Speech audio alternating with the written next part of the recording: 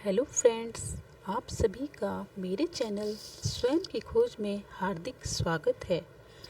Friends, आज का हमारा टॉपिक है ध्यान।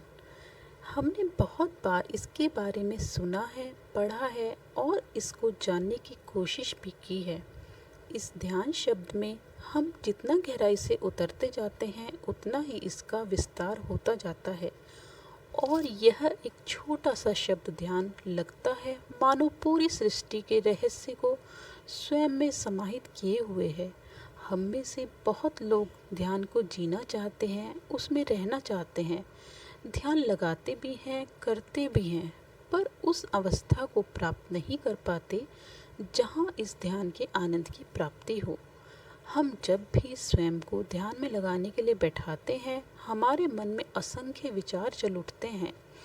कुछ तो हमारे स्वयं के बनाए होते हैं, कुछ ना जाने किस दिशा से चले आते हैं और हम उन्हीं विचारों में गोते लगाकर उन्हीं के स्वप्न जालों में फंस कर रह जाते हैं।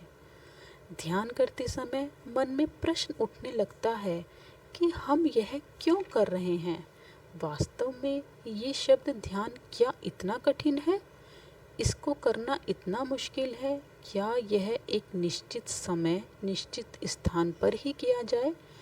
यह सारे प्रश्न इस ध्यान को और अधिक जटिल बनाते हैं। दोस्तों, ध्यान तो अपने शब्द में ही इसका अर्थ बताता नजर आता है कि हम कर्म क्षेत्र में बने रहते हुए भी ध्यान में रह सकते हैं। कोई भी कार्य करते हुए यदि हम अपने विचारों की सही स्थिति व गति को समझ पाएं, तो हर समय हम ध्यान की स्थिति में बने रह सकते हैं। हमारे दैनिक दिनचर्या के नित्य प्रति घटनाक्रम में सजग रहकर सर्वप्रथम हमें ध्यान के आधार का अभ्यास करना चाहिए और स्वयं को उस ओर धीरे धीरे ले जाना चाहिए, जिससे ध्यान का यह सफ़र आसान और आनंदमयी हो।